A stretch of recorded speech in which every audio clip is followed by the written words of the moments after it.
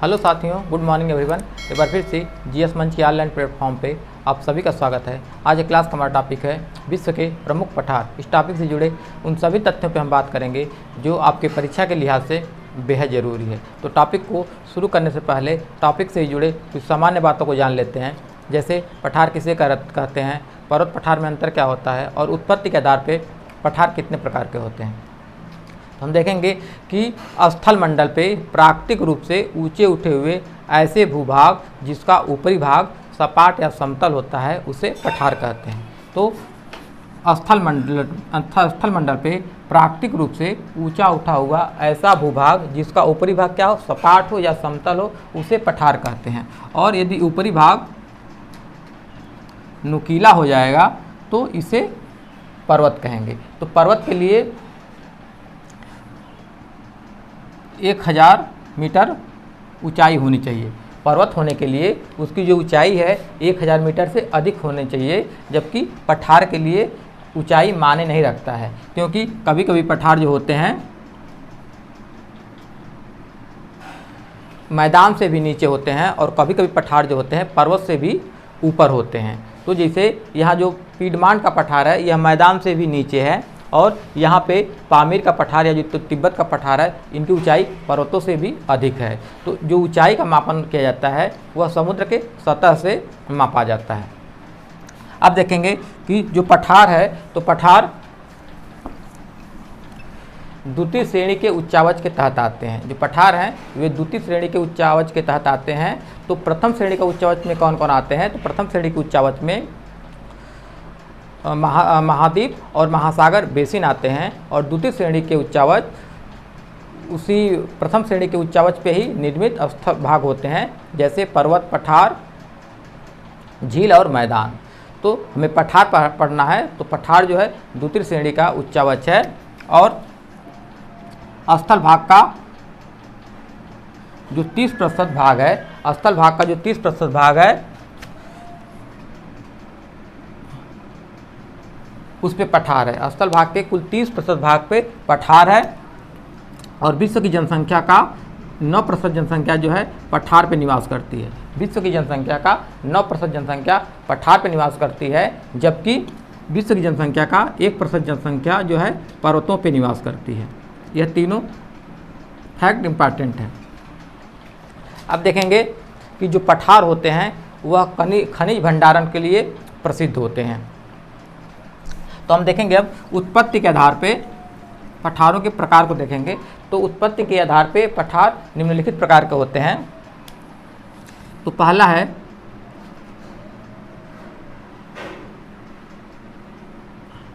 अंतरा पर्वतीय पठार। अंतरा पर्वतीय पठार, तो अंतरा पर्वतीय पठार किसे कहते हैं, तो ऐसे पठार जो चारों तरफ से या दो तरफ से पर्वतों से घिरे होते हैं उन्हें अंतरा पर्वतीय पठार कहते हैं। जैसे ये बीच वाला पठार है और इसके दोनों तरफ पर्वत है, तो ऐसे पठार जो दो तरफ से पर्वतों से या चारों तरफ से पर्वतों से घिरे होते हैं उन्हें अंतरा पर्वतीय पठार कहते हैं। इसे कुछ उदाहरण को देख लेते हैं। तो यहाँ पे मैक्सिको का पठार है, मैक्सिको देश में अवस्थित है, या इसे चिया पास का पठार कहते हैं। यह सियरा माद्रे पर्वत से घिरा हुआ है। और यहाँ पे तिब्बत में तिब्बत का पठार है जो कुनलुन शान और हिमालय पर्वतमाला से घिरा हुआ है। दूसरा प्रकार देख लेते हैं।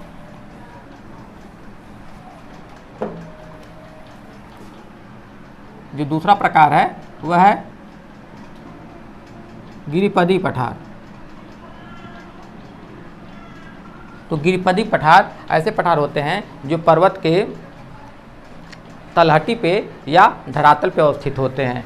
तो ऐसे पठार को गिरिपदीय पठार कहते हैं। जैसे ये कोई पर्वत है और यहाँ पे पठार है,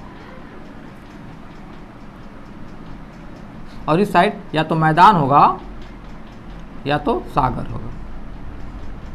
तो ऐसे पठार जो पर्वत के आधार पे या तलहटी पे निर्मित होते हैं उन्हें हम गिरिपदीय पठार कहते हैं। और ऐसे पठारों के एक तरफ पर्वत होता है, दूसरी तरफ मैदान या सागर होता है। उदाहरण में देखेंगे कि यहाँ जो पीडमांट का पठार है तो उसके उत्तर पश्चिम में अपलेशियन पर्वत है और इसके पूरब में अटलांटिक महासागर है। और यहाँ पे देखेंगे कि पेटागोनिया का जो पठार है अर्जेंटीना में है, इसके पश्चिम में एंडीज पर्वत है और इसके पूर्व में मैदान अवस्थित है। अब तीसरा प्रकार देखेंगे गुंबदाकार पठार। तीसरा जो प्रकार है वह है गुंबदाकार।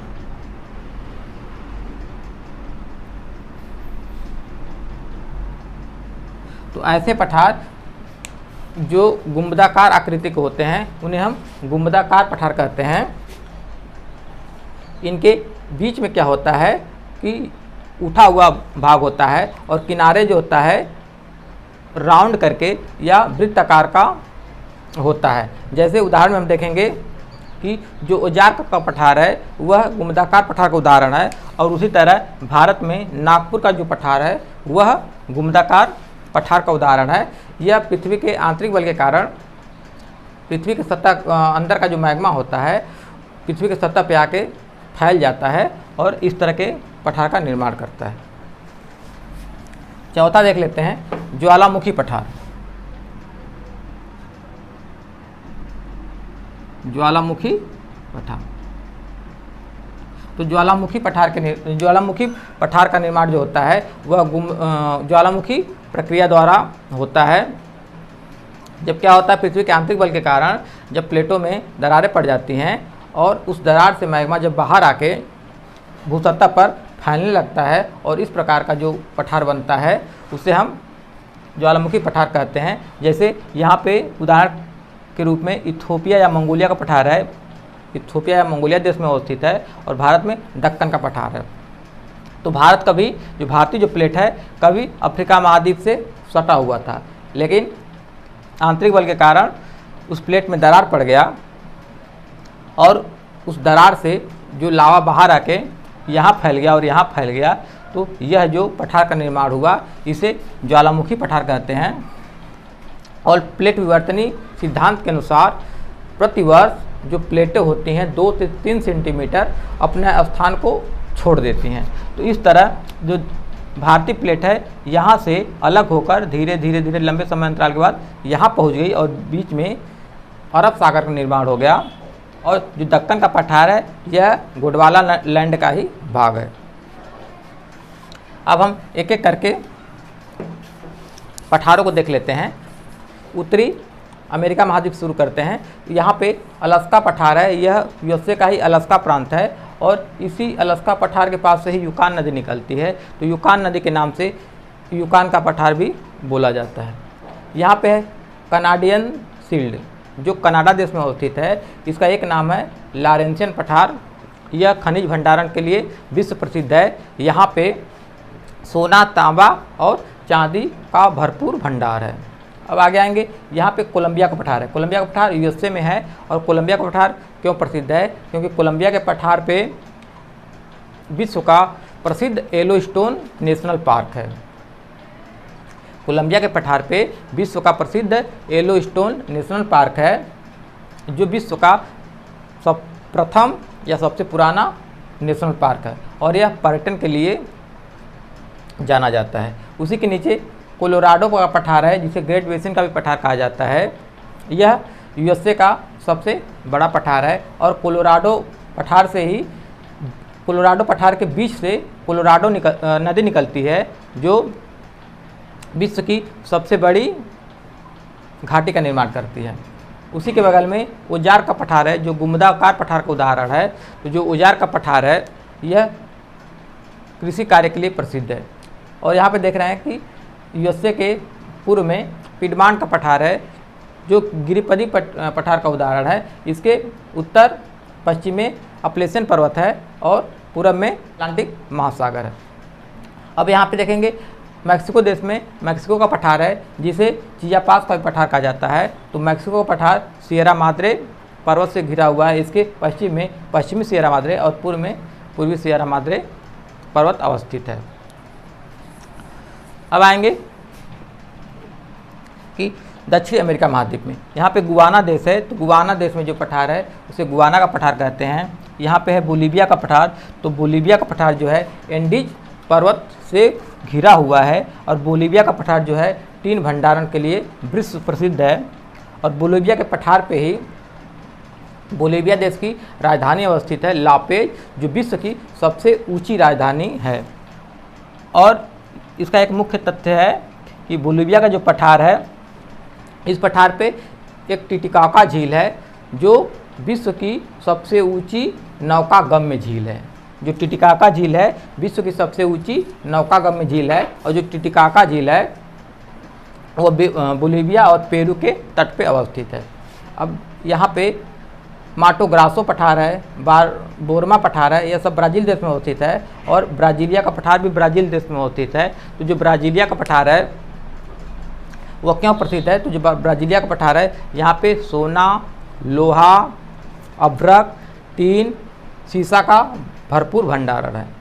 आएंगे यहाँ पे पेटागोनिया का पठार। तो जो पेटागोनिया का पठार है अर्जेंटीना देश में अवस्थित है और इसका कुछ भाग चिली देश में भी फैला हुआ है। अब आते हैं अफ्रीका महाद्वीप में। तो अफ्रीका महाद्वीप में बहुत सारी उच्च भूमियाँ हैं जो पठार के नाम से जानी जाती हैं, इसीलिए अफ्रीका महाद्वीप को पठारों का महाद्वीप कहा जाता है। तो यहाँ लीबिया का पठार है, लीबिया देश में अवस्थित है। एयर का पठार है, जोस का पठार है, बीए का पठार है। यहाँ तंजानिया का पठार जो है तंजानिया देश में अवस्थित है। और यहाँ पे कटांगा का पठार है जो कांगो लोकतंत्रात्मक गणराज्य में अवस्थित है। तो कटांगा का पठार जो है यूरेनियम और सोना के लिए विश्व प्रसिद्ध है। और कांगो के पठार के पास से ही एक नदी निकलती है जिसका नाम है कांगो या जायरे नदी। यह विश्व की एकमात्र नदी है जो विषुवत रेखा को या भूमध्य रेखा को 2 बार काटती है। प्रश्न पूछा जा चुका है। और हम पर्वत वाले टॉपिक में पढ़े थे कि यहाँ पे दक्षिण अफ्रीका देश है और दक्षिण अफ्रीका देश में ड्रेकेंसबर्ग पर्वत है। और ड्रेकेंसबर्ग पर्वत से एक नदी निकलती है जिसका नाम है लिम्पोपो, उसी को घड़ियाल नदी बोला जाता है। तो लिम्पोपो विश्व की एकमात्र ऐसी नदी है जो मकर रेखा को 2 बार काटती है। तो यहाँ पे जो है कांगो या जो जायरे नदी है वह विषुवत रेखा को 2 बार काटती है। और यहाँ पे लिम्पोपो नदी है जो मकर रेखा को 2 बार काटती है। अब आगे आएंगे यहाँ पे अफ्रीका महाद्वीप के पूर्व में इथोपिया और मंगोलिया का पठार है। ये इथोपिया और मंगोलिया देश में फैला हुआ है। अब आएंगे यूरोप महाद्वीप में। तो यूरोप महाद्वीप में यह आइबेरिया प्रायद्वीप है। तो आइबेरिया प्रायद्वीप के तहत 2 देश आते हैं, पुर्तगाल और स्पेन। तो स्पेन में मेसेपा का पठार है, स्पेन देश में मेसेपा का पठार है। यहाँ पे एनातोलिया का पठार है जो तुर्की देश में अवस्थित है। ऊपर है काला सागर और नीचे है भूमध्य सागर। तो काला सागर और भूमध्य सागर के बीच में तुर्की देश है और तुर्की देश में ही एनातोलिया का पठार है। यह 2 पर्वतों से घिरा हुआ है, पेंटिंग पर्वत और टारस पर्वत। पेंटिंग पर्वत और टारस पर्वत से एनातोलिया का पठार घिरा हुआ है। अब आते हैं एशिया महाद्वीप में। तो एशिया महाद्वीप में यहाँ पे पामीर का पठार है जो मध्य एशिया में अवस्थित है, लेकिन मुख्य रूप से ताजिकिस्तान देश में है। और जो पामीर का पठार है इसे पामीर की गांड भी बोलते हैं, या इसकी ऊंचाई लगभग 5000 मीटर है।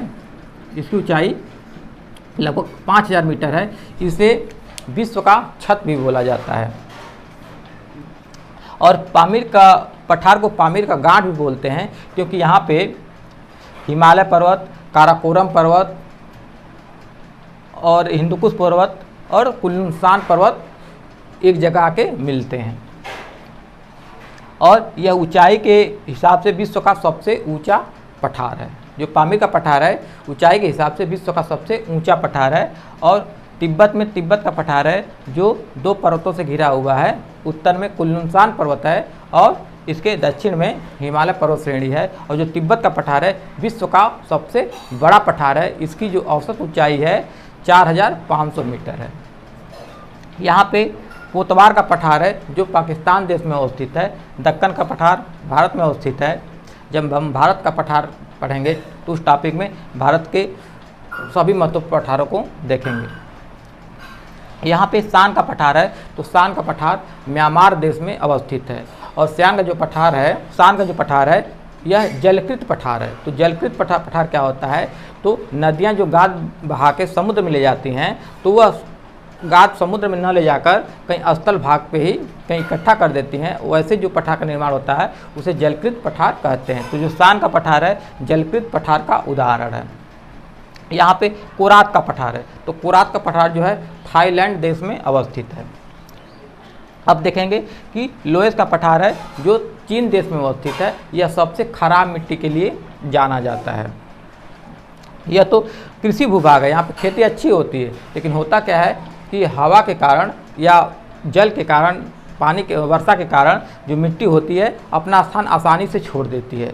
इतनी हल्की मिट्टी होती है कि इसका बहाव बहुत ज़्यादा है, हवा के कारण या नदी के जल के कारण।